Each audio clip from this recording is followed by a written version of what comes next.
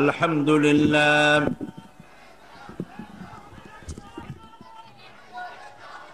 আল-হাবিব রাজনীতিবিদ জনাব হযরত মাওলানা মুবিনুল হক চৌধুরী সাহেব, বিশিষ্ট প্রখ্যাত আন্তর্জাতিক খ্যাতি সম্পন্ন মুফাসসির কোরআন হযরতুল আল্লাম মাওলানা লুৎফুর রহমান সাহেব মাদ্দুজুল আলী, হাজারাত উলামায়ে কেরাম, বন্ধু সাংবাদিক বৃন্দ, উপস্থিত দেশ বিদেশ থেকে আগত সম্মানিত কোরআন প্রেমিক ভাইয়েরা, পর্দার আড়ালের মা এবং বোনেরা, আসসালামু আলাইকুম ওয়া রাহমাতুল্লাহি ওয়া বারাকাতুহু। মহান আল্লাহ তাবারক ওয়া তাআলার দরবারে লাখো কোটি শুকর আদায় করি যে মহান আল্লাহ তাবারক ওয়া তাআলা চট্টগ্রাম ইসলামিক সমাজ কল্যাণ পরিষদ কর্তৃক আয়োজিত তাদের বার্ষিক তাফসীরুল কোরআন মাহফিলের আজকের এই 23তম বছরের দ্বিতীয় দিবসে এ মাহফিলে আমাদেরকে হাজির হওয়ার তৌফিক এনায়েত করলেন। সেই মনিবের দরবারে শুকরগুজার হচ্ছি। আমরা সকলে পড়ছি আলহামদুলিল্লাহ। মহব্বতের সাথে উচ্চারণ করুন আলহামদুলিল্লাহ। রব্বানা লাকাল হামদ হামদান কাসীরান তাইয়্যিবান মুবারাকান ফীহি ইয়া রাব্বি লাকাল হামদু কামা ইয়ানবাগি লিজালালি ওয়াজহিকা ওয়া আযীমি সুলতানিকা।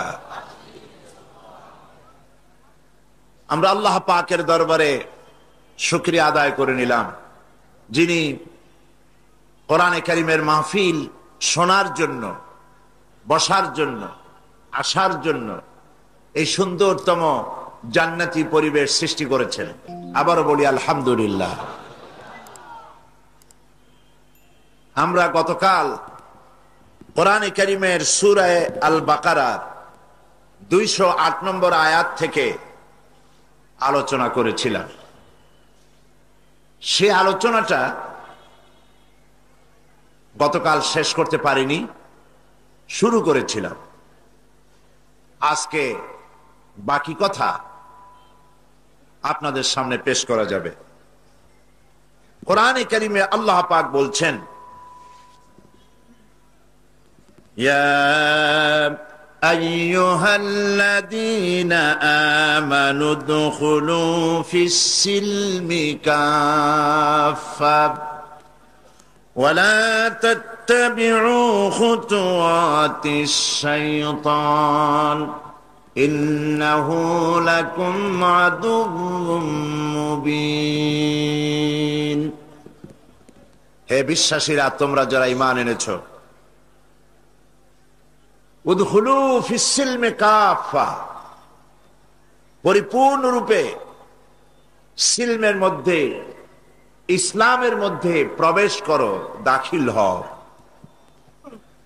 আমরা যেই জীবন ব্যবস্থাকে অনুসরণ করি, যেই দিনকে অনুসরণ করি, সেই দিনের নাম কি? সকলে বলুন ইসলাম। দুনিয়ায় যত রকম ধর্ম আছে, সমস্ত ধর্মগুলি কোনো না কোনো ব্যক্তির নামের সাথে সম্পৃক্ত। যেমন ঈসাই ধর্ম বা খ্রিস্টান ধর্ম, তারা জেসাস খ্রাইস্ট বলে, কিন্তু মূল নাম হচ্ছে ঈসা আলাইহিস সালাম। এই নামের সাথে সম্পৃক্ত করে তারা তাদের ধর্মের নাম রেখেছে ঈসাই ধর্ম। বৌদ্ধ ধর্ম গৌতম বুদ্ধের নামের সাথে সম্পৃক্ত। জরদাস্ত ধর্ম, এটা জরদস্তি নামের সাথে, এক ব্যক্তির নামের সাথে সম্পৃক্ত। ইহুদি ধর্ম, এটাও ইয়াহুদা এক ব্যক্তির নামের সাথে সম্পৃক্ত। কেবলমাত্র ইসলাম নামটা শুনলেই বোঝা যায় যে কোনো ব্যক্তির, কোনো গোত্রের নামের সাথে এর কোনো সম্পর্ক নাই, এটা সম্পূর্ণ স্বতন্ত্র।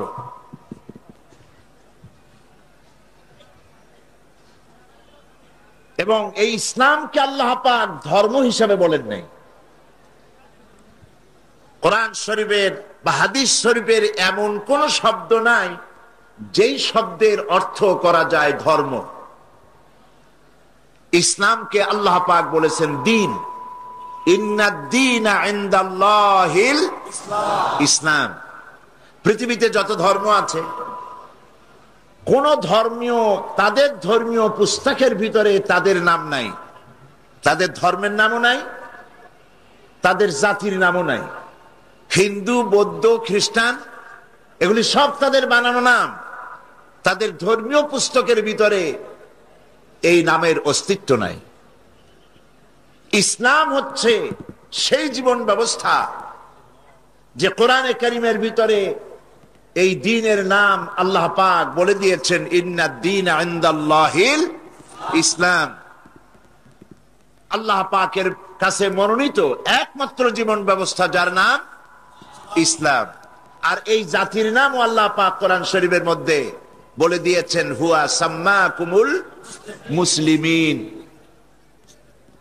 আমরা হচ্ছে মুসলমান আর আমাদের দ্বীন হচ্ছে ইসলাম। কথাগুলি খুব মনোযোগ সহকারে শুনলে বুঝতে মোটেও কষ্ট হবে না, ইনশাআল্লাহ। বলি ইনশাআল্লাহ।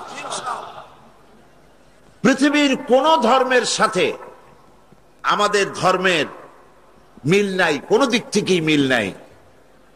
এই জন্য যারা ইসলাম বোঝেন না, ইসলাম সম্পর্কে লেখাপড়া করেন নাই, ইসলাম সম্পর্কে অজ্ঞ, তারাই ইসলাম সম্পর্কে বিভ্রান্তি ছড়ায়।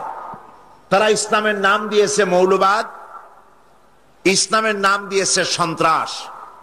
এর মধ্যে সন্ত্রাসী আছে আর এটার নাম হলো মৌলবাদ। এই মৌলবাদ থেকে বাঁচার জন্য তারা করেছে ধর্মনিরপেক্ষ মতবাদ। সুতরাং আমাদেরকে বুঝতে হবে পার্থক্যটা কোথায়।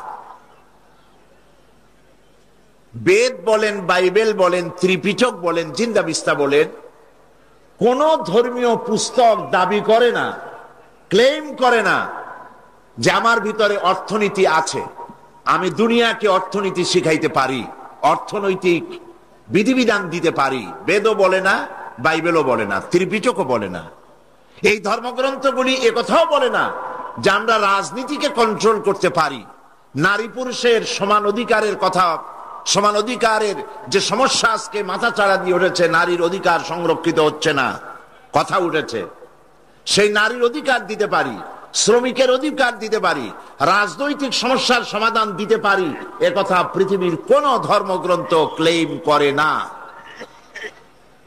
এখানেই পার্থক্য হচ্ছে ইসলামের সাথে। ইসলাম হলো সেই জীবন ব্যবস্থার নাম যেখানে মানুষের ব্যক্তি, পরিবার, সমাজ ও রাষ্ট্র জীবনের সকল ক্ষেত্রের দিক নির্দেশনা দান করেছে ইসলাম। সুবহানাল্লাহ বিহামদিহি।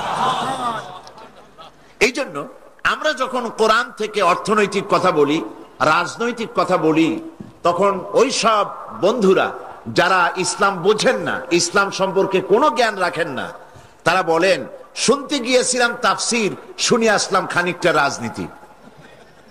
এরকম বলে কিনা? এরকম ওনারা বলেন, ওই সব লোকেরা, ওই সব বন্ধুরা বলেন যারা কোরআন বোঝেন না, যারা কোরআন পড়তেও জানেন না।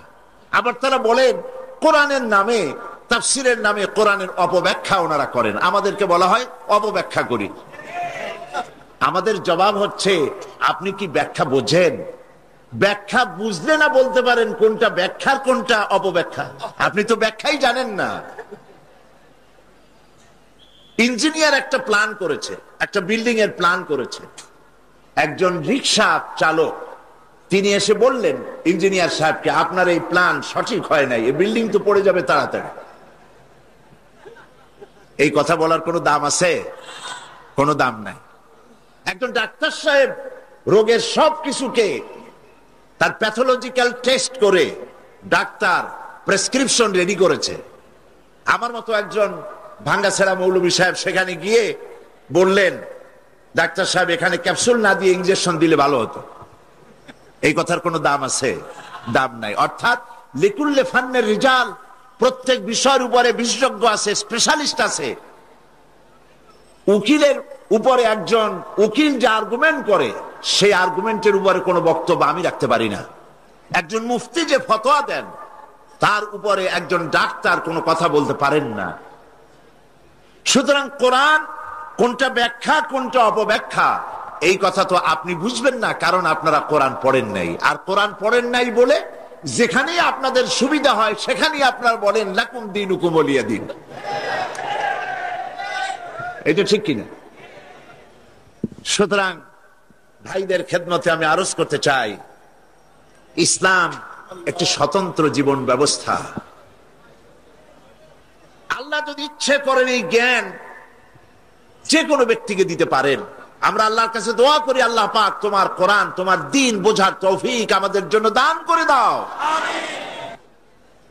আমি এবারে মক্কা শরীফে, গত রমজান মুবারকে মক্কা শরীফে ছিলাম, মদিনা মুনাওয়ারা এবং মক্কা শরীফে। ওখানে পত্রিকায় দেখলাম ইস্ট লন্ডন মসজিদ, লন্ডন শহরে, এই মসজিদে তারা লন্ডন মুসলিম সেন্টার নামে একটা সেন্টার করেছে। সেই সেন্টার উদ্বোধনের জন্য একজন সৌদি প্রিন্স এবং ব্রিটেনের প্রিন্স চার্লস, এই দুজনকে দাওয়াত দিয়েছে রোজার মাসে। দুইজন সেখানে বক্তব্য রেখেছেন এবং প্রিন্স চার্লস সেখানে ইফতার করেছেন, যদিও তিনি রোজা রাখেন নাই। খ্রিস্টান মানুষ কি রোজা রাখবে? কিন্তু একটা বক্তব্য তিনি রেখেছেন। এর আগেও তিনি অনেক বক্তব্য রেখেছেন, সে বক্তব্যগুলি খুবই প্রণিধানযোগ্য। প্রিন্স চার্লস বলেছেন, এই রমজান মাসে মসজিদের অফিসে বসে তিনি বলেছেন, ধর্মনিরপেক্ষ মতবাদের প্রচার মিডিয়াগুলি মাধ্যমে সারা পৃথিবীতে ছড়ানো হচ্ছে ধর্মের বিরুদ্ধে। ধর্মের বিরুদ্ধে, ইসলামের বিরুদ্ধে ধর্মনিরপেক্ষ মতবাদের প্রচার যত বাড়ুক, আজও শান্তির জায়গা, নিরাপত্তার জায়গা এই মসজিদগুলি। এর আগে তিনি আরেক জায়গায় আরেক বক্তৃতার মধ্যে বলেছিলেন, প্রিন্স চার্লস তিনি বলেছিলেন, ইসলামের ব্যাপারে ঢালাও ভাবে মৌলবাদ আর সন্ত্রাস বলা যাবে না। যেহেতু ইসলাম আমরা জানি না, মাথা গরম করে এদের বিরুদ্ধে কথা বলি। আসলে ইসলামে মৌলবাদ আর সন্ত্রাসের কোন স্থান নাই। আজ ইসলাম হচ্ছে পৃথিবীর মধ্যে সব থেকে শ্রেষ্ঠ জীবন ব্যবস্থা। বিদ্বেষমূলক ভাবে কাফের, মুশরিক, ইহুদি এরা যদি বিদ্বেষমূলক ভাবে কিছু বলে সহ্য হয়, কিন্তু মুসলমান নামধারীরা যদি ইসলামকে মৌলবাদ আর সন্ত্রাসী বলে, তাহলে এ কষ্ট রাখার জায়গা আর নাই। ঠিক কিনা বলেন?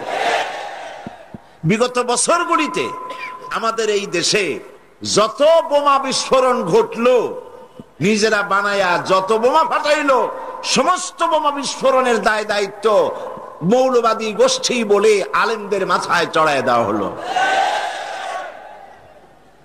এগুলি নিছক হিংসার বশবর্তী হয়ে ইসলামের উপর আক্রমণ করা হয়েছে।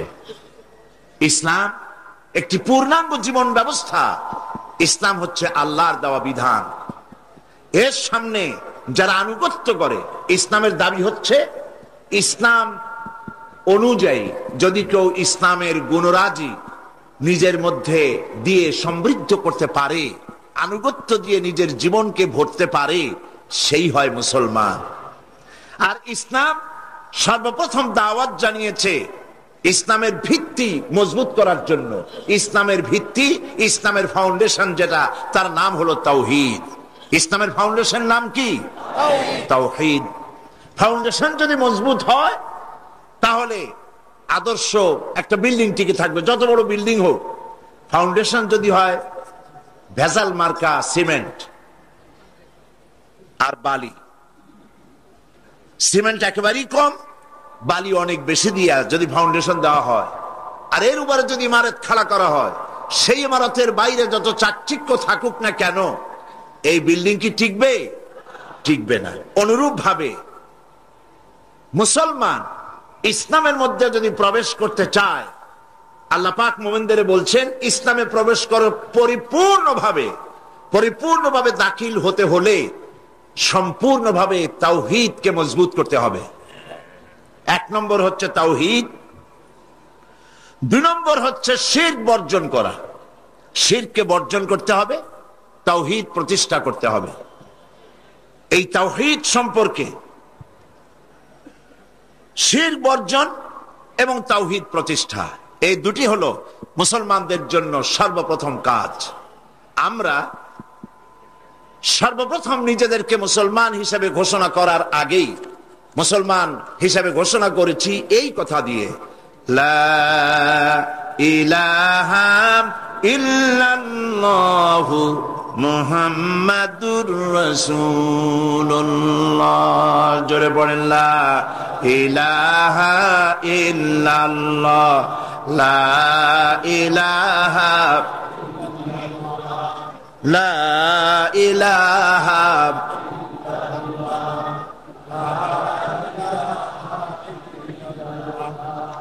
লা ইলাহা ইল্লাল্লাহু মুহাম্মাদুর রাসূলুল্লাহ। আল্লাহ ছাড়া কোনো ইলাহ নাই। তাওহীদের এটাই হচ্ছে মর্মবাণী। সেই ইলাহ কি, তাওহীদের ব্যাখ্যা কি, এবং শিরক থেকে কিভাবে বাঁচবো, এই কথাগুলি আজকে আমি আলোচনা করব বিমাশিয়াতিল্লাহ তাআলা। তাওহীদ যদি পরিষ্কার না হয় আর শিরক যদি বর্জন না করতে পারি, তাহলে এই ঈমান এবং আকীদা নিয়ে আল্লাহ পাকের দরবারে আমরা পার পাবো না।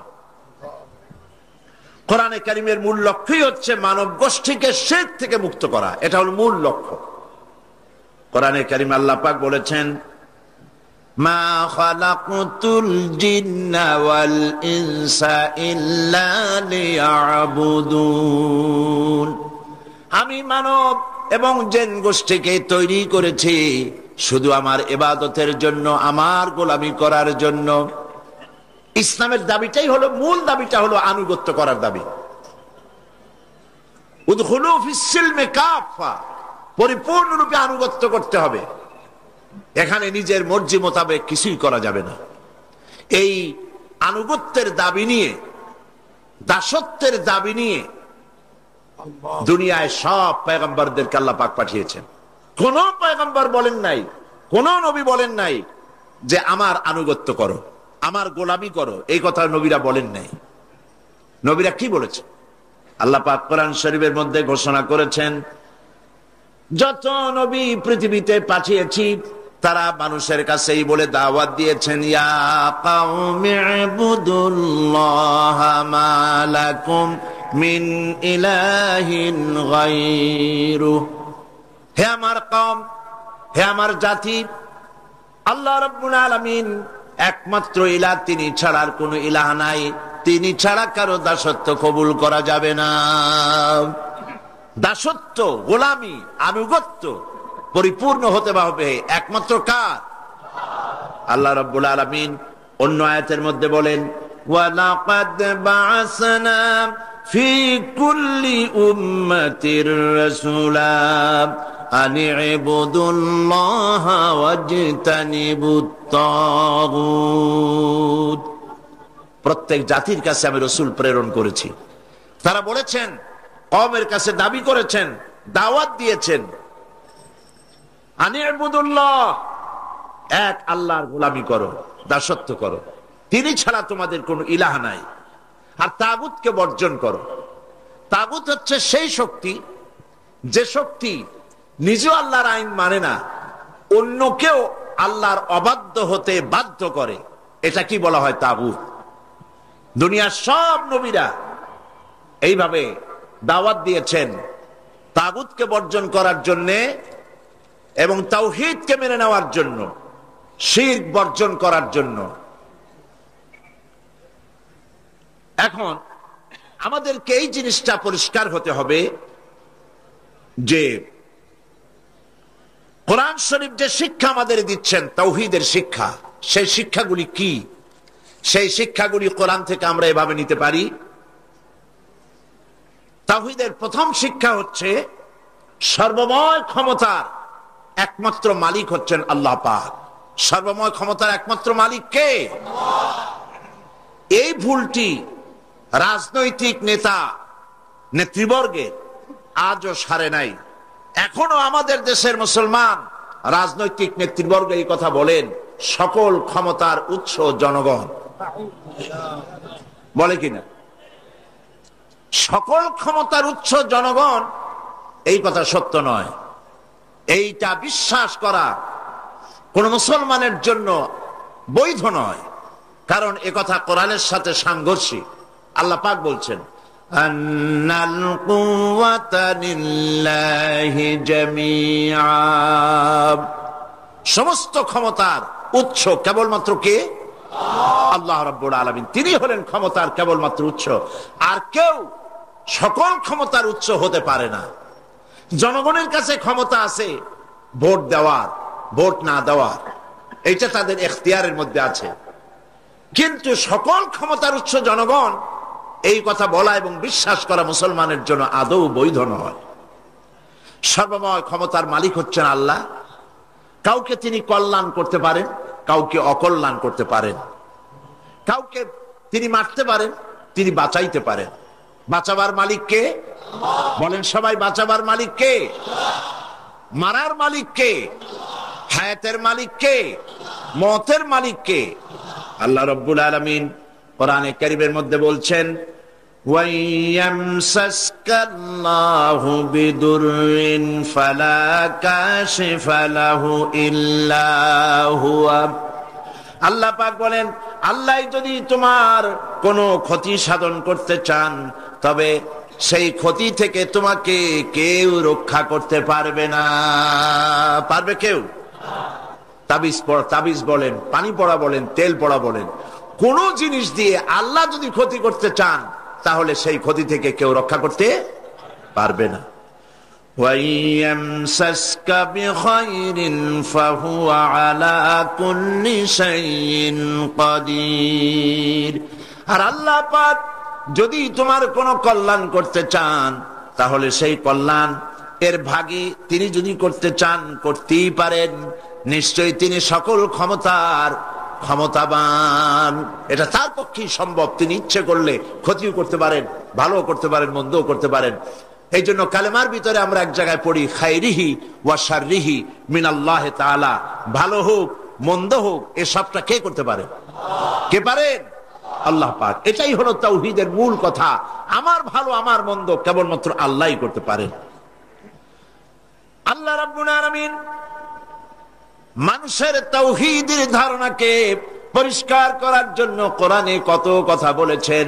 আল্লাহ পাক বলেন ওয়া হুয়াল কাহিরু ফাওকা ইবাদি ওয়া হুয়াল হাকীমুল খবীর। তিনি তার বান্দাদের উপরে একচ্ছত্র ক্ষমতার অধিকারী এবং তিনি জ্ঞানী, সকল বিষয়ে তিনি ক্ষমতাবান। এই তাওহীদের প্রত্যেকটি ব্যক্তি যদি চিন্তা করে, তাহলে তাওহীদকে সে খুঁজে পাবে, আল্লাহর অস্তিত্ব খুঁজে পাবে, আল্লাহর ক্ষমতাকে খুঁজে সে পাবে। আর এটা আল্লাহ পাকের ইচ্ছা। আল্লাহ পাক যদি কারো কিসমতে আল্লাহকে চেনার বোঝার তৌফিক দান করেন, তাহলে তার জন্য এটা সহজ। হযরত ইব্রাহিম আলাইহিস সালাম তখনও তিনি নবুয়ত পান নাই, তিনি তাওহীদকে খুঁজতেছিলেন। তিনি পিতার সঙ্গে পিতা মূর্তি তৈরি করতেন, পিতা মূর্তি তৈরি করত, এই মূর্তির কাছে তারা মাথা নত করত। ইব্রাহিম আলাইহিস সালাম মূর্তির কাছে যান নাই, মাথা নত করেন নাই, তখনও তিনি নবুয়ত পান নাই। তিনি চিন্তাই করতেছিলেন যে এই মানুষকে কে সৃষ্টি করেছে, এই আকাশ কে সৃষ্টি করলো, এই তারকারাজি কে সৃষ্টি করলো, কিভাবে এমনি এমনি আকাশ হলো, এমনি এমনি জমিন হলো, মানুষ হলো। যেভাবে আজকাল বিজ্ঞানীরা, এক শ্রেণীর বুদ্ধিজীবীরা বলে সব নাকি এমনি এমনি হয়েছে। চন্দ্র সূর্য সম্পর্কে তারা বলছে এ নাকি এমনি এমনি হয়েছে। তো পৃথিবী কেমনে হয়েছে? কয় যে সূর্যের পাশের থেকে একটা জ্যোতিষ্ক ছুটে যাচ্ছিল খুব জোরে। এই ফোর্স সহ্য করতে না পেরে সূর্যের একটা দুর্বলতম অংশ ছিটকে পড়ে গেল। ওইটা মহাশূন্যে পড়ে ঘুরতে লাগলো, ঘুরতে ঘুরতে পৃথিবীর আকার ধারণ করলো। কি বুদ্ধি চিন্তা করে। আচ্ছা, এটা যদি সত্য হয়, এই কথাটা যদি সত্য হয় যে সূর্যের পাশ দিয়ে একটা জ্যোতিষ্ক ছুটে গেল, ওইটা ছিটকে পড়ে পৃথিবী হয়েছে, তো এখন তো পৃথিবীতে মানুষ ধরে না, এখন কেন আর একটা জ্যোতিষ্ক ওইখান থেকে যায় গুঁতো দিয়ে আর খানিকটা ভাঙ্গে আর একটা পৃথিবী বানায় না? কতগুলি বোতল খাইয়া এই জাতীয় কথাবার্তা ওনারা রাখেন, আল্লাহ ভালো জানেন। কিসমতে যদি হেদায়েত থাকে তাহলে দেখেন ইব্রাহিম আলাইহিস সালাম কিভাবে আল্লাহকে খুঁজে বের করলো, তাওহীদ কিভাবে খুঁজে তিনি পেলেন। রাতের আধারে আকাশের দিকে তাকালেন, তারা ভরা আকাশ, বিশাল আকাশে সুন্দর সুন্দর তারকা খচিত দেখে তিনি কি বললেন? কোরআন শরীফ হযরত ইব্রাহিম আলাইহিস সালামের তাওহীদ অনুসন্ধানের এই ঘটনাকে কোরআন কি সুন্দর করে চিরন্তন করে রেখেছে তার বুকের মধ্যে, যাতে করে লোকেরা, চিন্তাশীল লোকেরা যাতে করে বুঝতে পারে। فَلَمَّا جَنَّ عَلَيْهِ اللَّيْلُ رَأَى كَوْكَبًا قَالَ هَذَا رَبِّي। রাতের আধারে যখন তিনি তারকা পুঞ্জ যখন দেখতে পেলেন, তখন তিনি বললেন, হাদা রব্বি, হতে পারে এটা আমার রব, এটি আমার স্রষ্টা, এটি আমার প্রতিপালক। কিন্তু তারকা তো সারা রাত থাকে না, তারকা যখন অস্তমিত হয়ে গেল, ফালাম্মা আফালা ক্বালা লা উহিব্বুল আফিলিন, তিনি ঘোষণা করলেন যে জিনিস অস্তমিত হয়ে যায় সে আবার রব হয় কি করে? সুবহানাল্লাহ বলবেন না? হযরত ইব্রাহিম আলাইহিস সালাম কিন্তু কোন সায়েন্স ল্যাবরেটরিতে রিসার্চ করেন নাই, কোন কলেজ বিশ্ববিদ্যালয়ে পড়াশোনা করেন নাই। অর্থাৎ অনুসন্ধান যদি কেউ করে, চেষ্টা যদি কেউ করে স্রষ্টাকে তালাশ করার জন্য, আল্লাহ পাক রাস্তা তৈরি করে দেন। সুবহানাল্লাহ। আর এরা চেষ্টাই করে অধঃপতনের জন্য, আল্লাহকে অস্বীকার করার জন্য। সেজন্য গোমরাহি ছাড়া তাদের সামনে আর কিছুই খোলা থাকে না। এরপরে তারকা অস্তমিত হওয়ার পর যখন চন্দ্র উদিত হলো, فَلَمَّا رَأَى الْقَمَرَ بَازِغًا قَالَ هَذَا رَبِّي। চাঁদ যখন দেখলেন তিনি বললেন, এটা আমার রব, এটাই আমার হতে পারে, এটাই আমার রব। فَلَمَّا أَفَلَ قَالَ لَئِن لَّمْ يَهْدِنِي رَبِّي لَأَكُونَنَّ مِنَ الْقَوْمِ الضَّالِّينَ। যখন চাঁদটাও ডুবে গেল তখন তিনি বললেন, প্রকৃতপক্ষের রব কে? আমি তো তোমাকে চিনতে পাচ্ছি না। যদি প্রকৃতপক্ষের রব যিনি, তিনি যদি আমার তাওহীদের দিশা না দেন, চেনার তৌফিক না দেন, হতে পারে যারা ভ্রষ্ট হয়েছে আমি তাদের অন্তর্ভুক্ত হয়ে যেতে পারি। সকাল বেলায় হযরত ইব্রাহিম আলাইহিস সালাম পূর্ব দিগন্ত থেকে সূর্য উদিত হতে দেখে তিনি যা বললেন, আল্লাহ পাক কোরআনে তা উঠাই দিলেন। فَلَمَّا رَأَى الشَّمْسَ بَازِغَةً قَالَ هَذَا رَبِّي هَذَا أَكْبَرُ। তিনি যখন সূর্য দেখলেন বললেন, হাদা রব্বি, এটা আমার রব এবং এইটাই বড় রব। তার মানে তারার চাইতে চাঁদ ছিল বড়, চাঁদের চাইতে সূর্য বড়। তারায় আলো ছিল কম, চাঁদে আলো ছিল বেশি। চাঁদের আলো ঠান্ডা, সূর্যের আলোতে টেকাই যায় না। হাজা রব্বি হাদা আকবার। কিন্তু এ ভুলও তার ভেঙে গেল যখন তিনি দেখতে পেলেন সন্ধ্যাবেলায়, বেলা শেষে সূর্যটা আস্তে করে পূর্ব পশ্চিম দিগন্তে অস্তমিত হয়ে গেল। ভুল সবটা ভেঙে গেল। তিনি বললেন ফালাম্মা আফালাত ক্বালা ইয়া কওমি ইন্নী বারিউম মিম্মা তুশরিকুন, হে আমার কওম, তোমরা যেই সব জিনিস নিয়ে আল্লাহর সাথে শরীক করো আমি তার থেকে মুক্ত। আমি আমার রবকে চিনে ফেলেছি, আমি তাওহীদের দিশা পেয়েছি। কে আমার রব, কে আমার ইলাহ?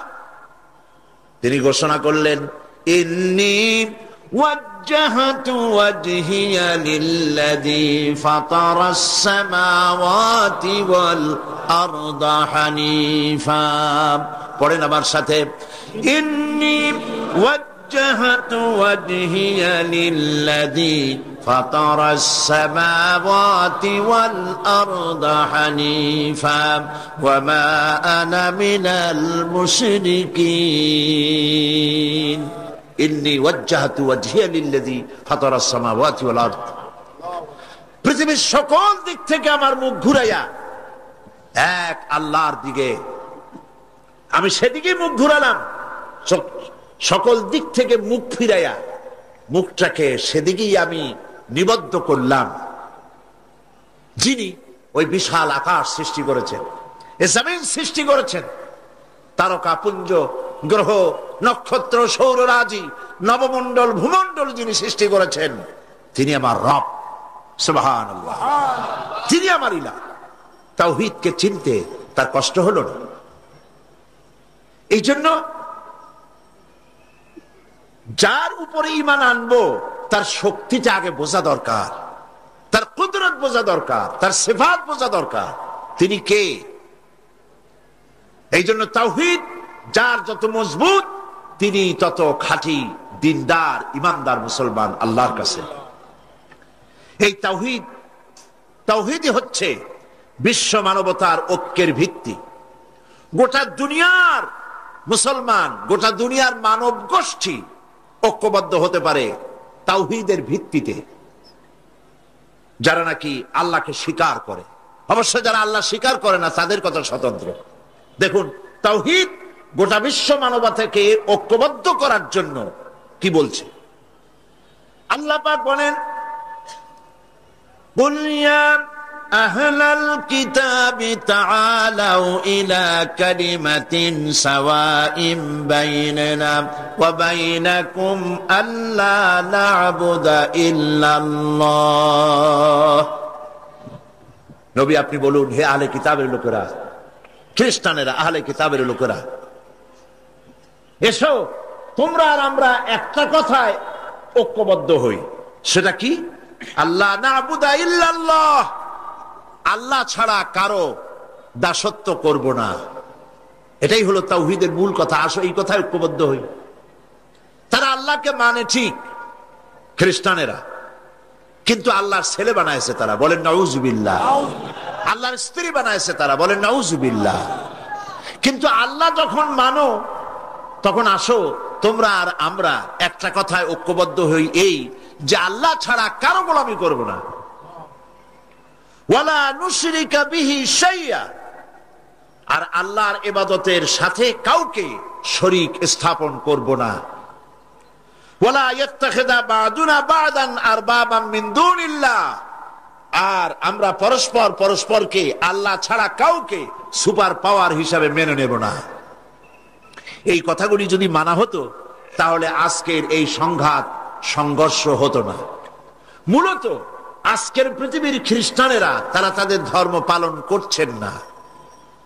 আমি ইউরোপে, আমেরিকায় দেখেছি গির্জায় যাওয়ার মতো লোক নাই। সপ্তাহে মাত্র একদিন তারা গির্জায় যান। কোন দিন? রবিবার। সেই রবিবারেও গির্জায় যাওয়ার লোক পাওয়া যায় না। ফলে এর মেইনটেনেন্স কি করে হবে? এই জন্য গির্জাগুলির সামনে অনেক জায়গায় লেখা দেখেছি ফর সেল, বিক্রয়ের জন্য সাইনবোর্ড লাগানো হয়েছে। লন্ডনে এরকম বহু গির্জা যেগুলিকে বিক্রয়ের সাইনবোর্ড লাগায় দেওয়া হয়েছে।